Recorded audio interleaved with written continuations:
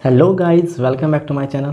अगर आप भी एक लैपटॉप यूज़र है, अगर आप लैपटॉप यूज़ करते हैं, बहुत लंबे समय से लैपटॉप यूज़ करते आ रहे हैं और अब आपको लैपटॉप का परफॉर्मेंस अच्छा नहीं लग रहा है, आपको स्लो लग रहा है, आपका बैटरी बैकअप नहीं दे रहा है, तो आज का वीडियो आपके लिए बहुत ही यूज़फुल साबित होने वाला है। क्योंकि आज के इस वीडियो में मैं आपको 10 ऐसे पॉइंट्स के बारे में बताने वाला हूँ जो कि आप लोग उस गलती को करते हैं और जिसके कारण आपका लैपटॉप का परफॉर्मेंस ख़राब हो जाता है और फिर आपको लगता है कि आपका लैपटॉप तो अच्छा है पर वो ऐसा ख़राब क्यों हो गया। तो उस पॉइंट्स को जानने से पहले अगर आप मेरे चैनल पर न्यू आए हैं तो सबसे पहले मेरे चैनल को सब्सक्राइब कर लें और सब्सक्राइब करने के बाद बेल आइकन जरूर प्रेस करें ताकि आपको वीडियो का नोटिफिकेशन आपको मिलता रहे और ऐसे लेटेस्ट वीडियो आपको मिलते रहें। So without any further Rideau let's get started the video.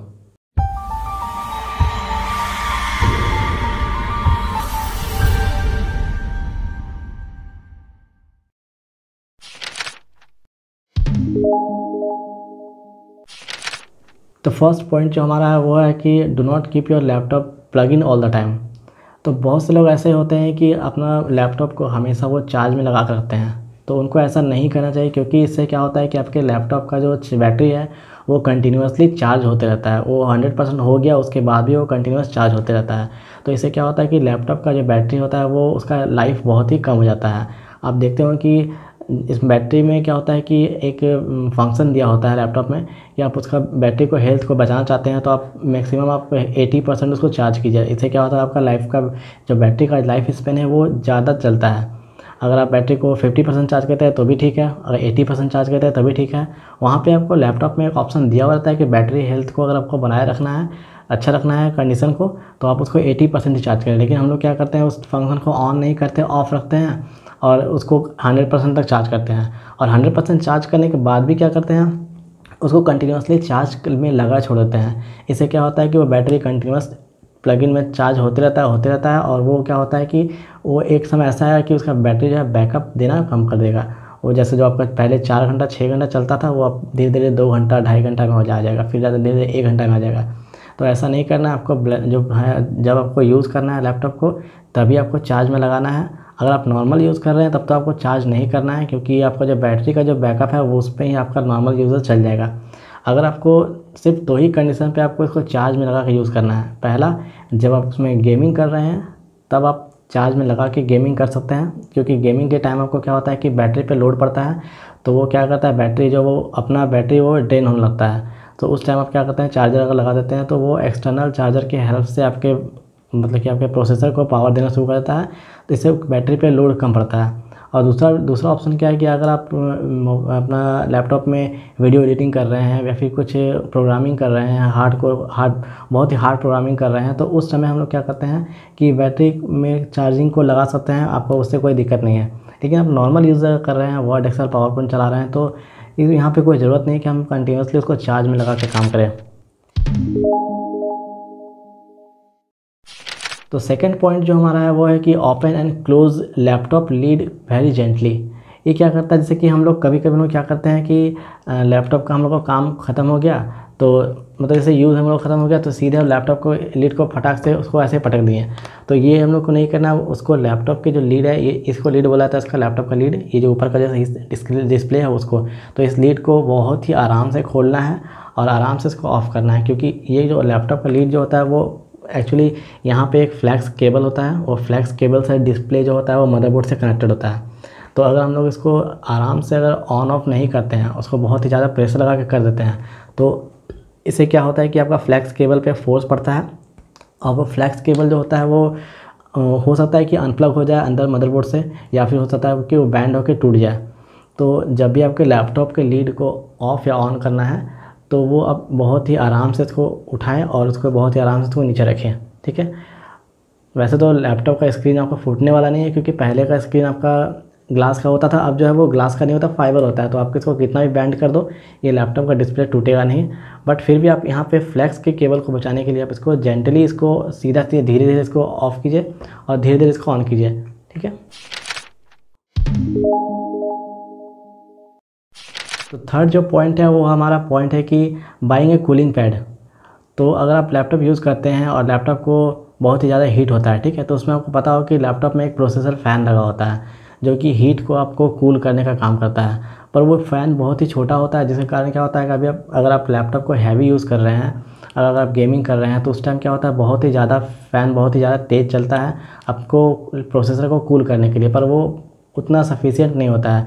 तो हम लोग क्या करते हैं, आपका प्रोसेसर को लाइफ को बचाने के लिए हम लोग उसको एक कूलिंग पैड के ऊपर रखते हैं, जिससे क्या होता है कि वो जितना इसको प्रोसेसर से को फ़ैन चाहिए का स्पीड चाहिए, वो अगर इसका प्रोसेसर फ़ैन से नहीं मिल रहा है तो एक्सटर्नल फ़ैन उसको और भी ज़्यादा कूल करने में मदद करता है। तो प्रोसेसर को बचाने के लिए आपको कूलिंग पैड को आपको लेना बहुत ही ज़रूरी है। और इसमें के साथ आपको एक चीज़ और पे ध्यान देना है कि कभी-कभी हम लोग क्या करते हैं कि अपना लैपटॉप यूज़ कर रहे हैं तो अपना बेड पे यूज़ कर देते हैं, बेड पे रख लेते हैं उसके बाद यूज़ करते हैं, या फिर पिलो पे रख दिया, पिलो पे रख के भी यूज़ कर सकते हैं करते हैं। तो ये चीज़ आपको नहीं करना है कि अपने लैपटॉप को बेड पे या फिर पिलो पे नहीं रखना है, क्योंकि लैपटॉप का जो एयर विंड होता है, जो पीछे साइड जो नीचे में जो आपका एयर विंड लगा होता है, तो वो क्या करता है, वो आपका ब्लॉक हो जाता है, जिसके कारण आपका जो हीटिंग का जो आपका जो गर्म हीट जो अंदर बन रहा है, वो हीट जो है वो बाहर नहीं निकल सकता है, वो अंदर ही रह जाता है, तो प्रोसेसर पे वो ज़्यादा इम्पैक्ट करता है। और किसी किसी लैपटॉप में तो आजकल साइड में इधर इधर साइड में भी आपका कूलिंग पैड आपका आ गया है, कूलिंग के लिए यहाँ पे एयर विंड लगा होता है, जिसके कारण आपका जो एयर होता है यहाँ से भी फ्लो हो जाता है। तो वो सब टाइप का अगर लैपटॉप है तो भी आप उसको कूलिंग पैड यूज़ ज़रूर कीजिए, और उसको आप बेड पे यूज़ मत कीजिए, पिलो पे यूज़ मत कीजिए, और कूलिंग पैड पे ही हमेशा यूज़ कीजिए। तो जो फोर्थ पॉइंट जो हमारा है वो है कि shut down your laptop on regular interval. तो बहुत से लोग ऐसा करते हैं कि लैपटॉप का जैसे भी काम हुआ ख़त्म हुआ, या फिर थोड़ा देर के लिए आप उसको ब्रेक देना चाहते हैं, तो सीधा आप लैपटॉप को लीड को नीचे कर दिए और अपना चले गए। फिर अब हो सकता है कि आप 2-4 घंटा या फिर 10 घंटा, या फिर हो सकता है कि एक दिन के बाद 2 दिन के बाद आप लैपटॉप को उठाएँ और उसको खोलें तो देखें कि लैपटॉप चल रहा है। तो इसमें होता क्या है कि लैपटॉप स्लीपिंग मोड में चला जाता है, या फिर वो हाइबरनेट मोड में चला जाता है। तो इससे आप ये मत समझिए कि आपका लैपटॉप जो है वो स्लीप मोड में चला गया, यानी कि आपका लैपटॉप कुछ काम नहीं कर रहा है। आपका लैपटॉप अभी भी ऑन है, लैपटॉप में जितना भी आपने टास्क जो आप पेंडिंग छोड़ा है, उसको जो प्रोसेसर है उसको अभी भी वो अपना मेमोरी में रखा हुआ है कि आपका प्रोसेसर ऑन है और अपना फंक्शन सारा कर रहा है। बस वो कर क्या रहा है कि सारा को पॉज कर देता है उतना देर के लिए, ठीक है।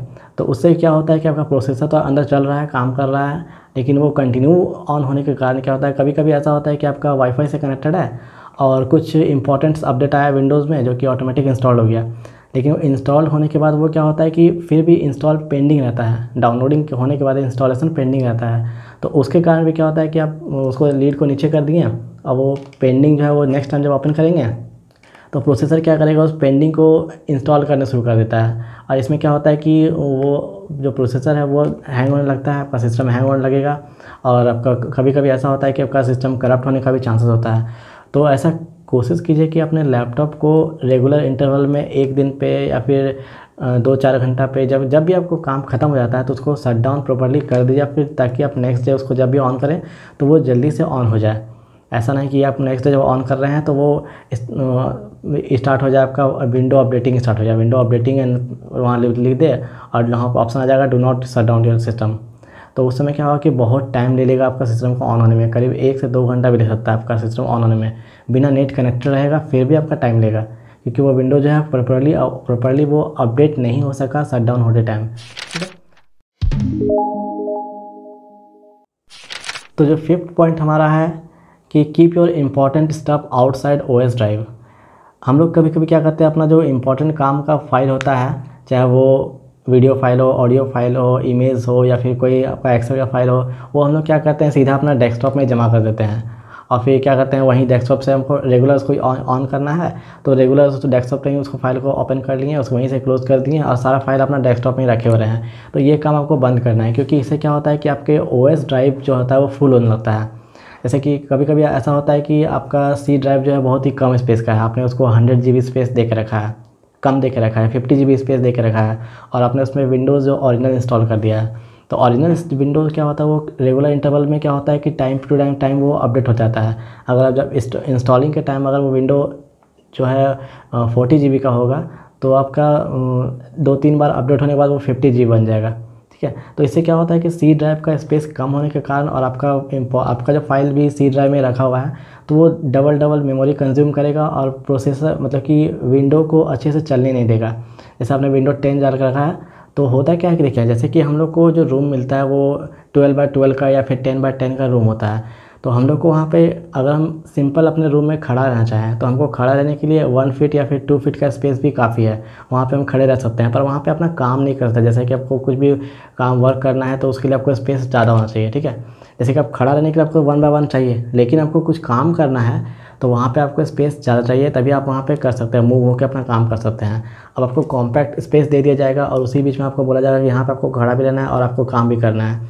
तो उस समय क्या होता है कि आपको स्पेस कम होने के कारण आप बहुत धीरे धीरे काम करिएगा, ठीक है, संभल संभल के करना है। तो वही प्रोसेस आपका सेम टू सेम प्रोसेसर के साथ है, विंडोज़ के साथ होता है।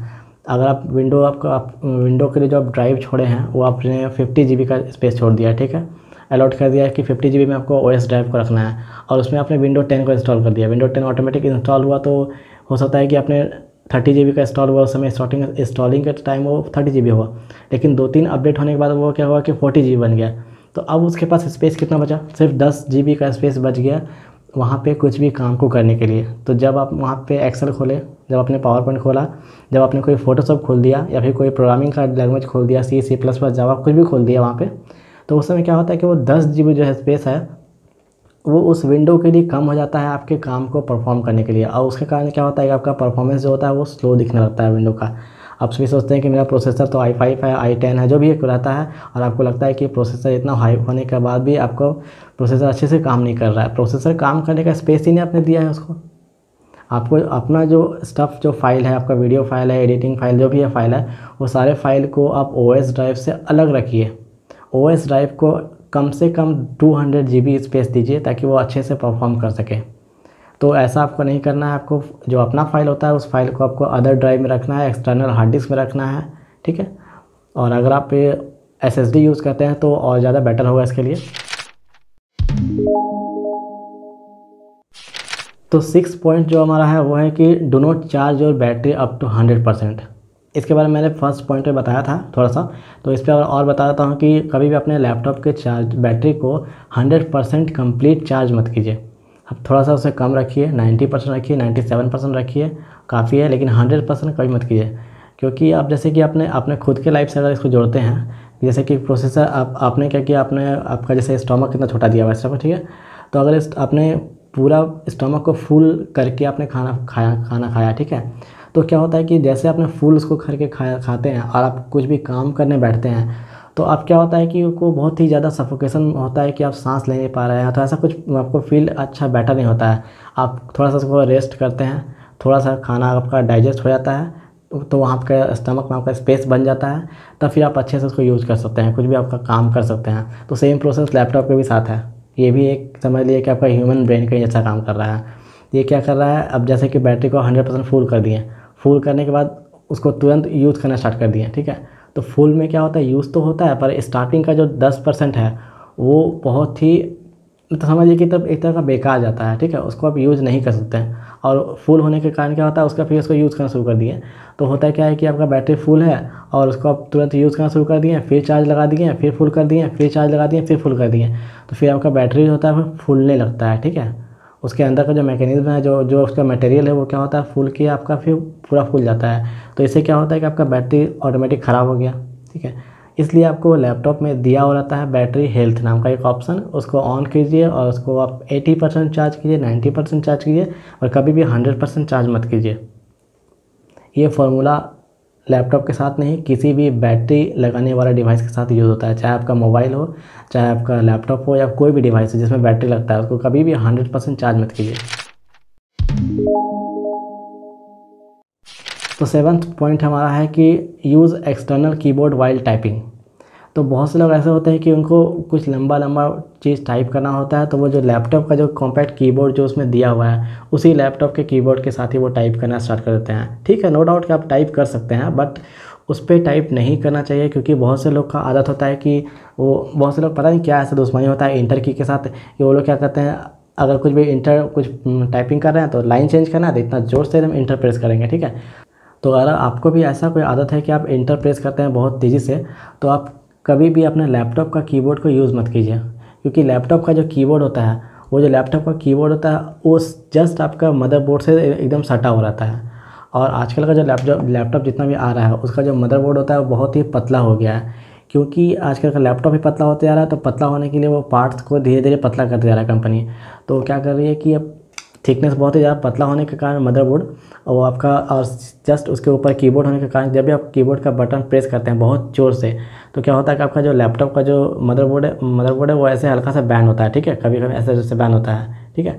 तो उसमें क्या होता है कि अगर बहुत ही पतला मदरबोर्ड रहा तो हो सकता है कि कुछ आपका पार्ट्स डैमेज हो जाए, हो सकता है कि मदरबोर्ड आपका टूट भी जाए, ठीक है। तो कभी भी लैपटॉप का कीबोर्ड यूज़ नहीं करना है।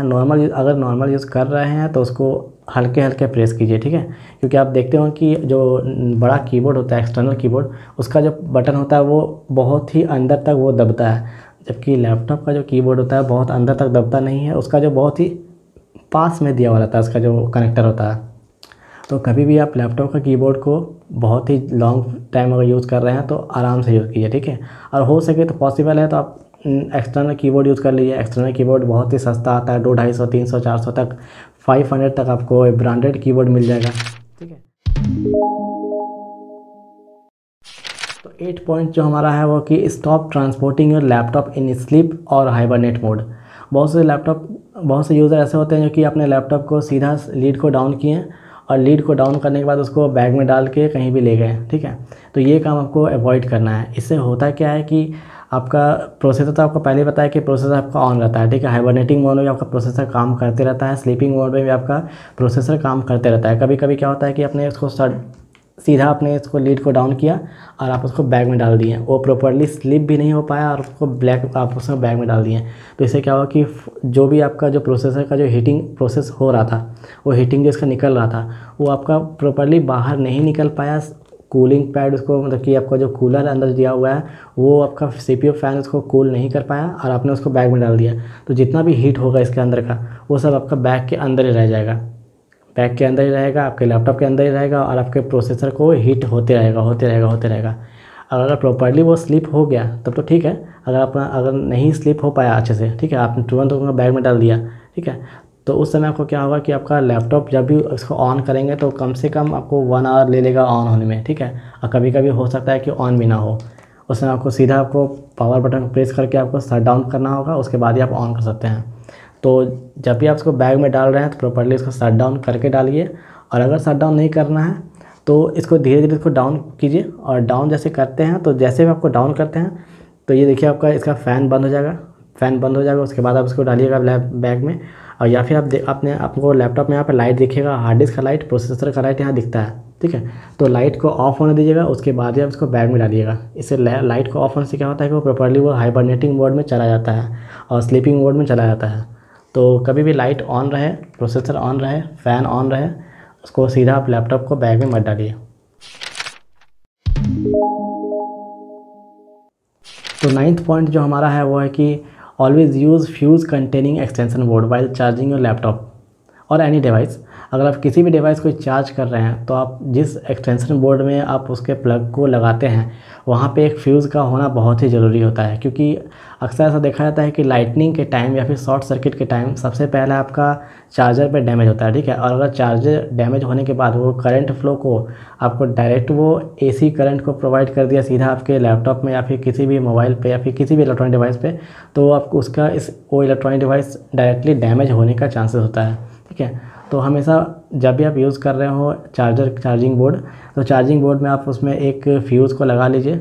जैसे कि लाइटनिंग के टाइम जब भी आपका कुछ एक्स्ट्रा वोल्टेज आया तो सबसे पहले आपका फ्यूज़ गायब होगा, फ्यूज़ उड़ेगा तो आपका फिर चार्जर में लाइट आएगा। तो चार्जर में भी एक फ्यूज़ होता है जो कि कभी कभी वो चार्जर ख़राब हो गया तो वो वहाँ से कनेक्शन को काट देता है, ठीक है। तो बहुत सारे चार्जर में ऐसा होता है, लेकिन फ़ोन के चार्जर में ऐसा नहीं होता है।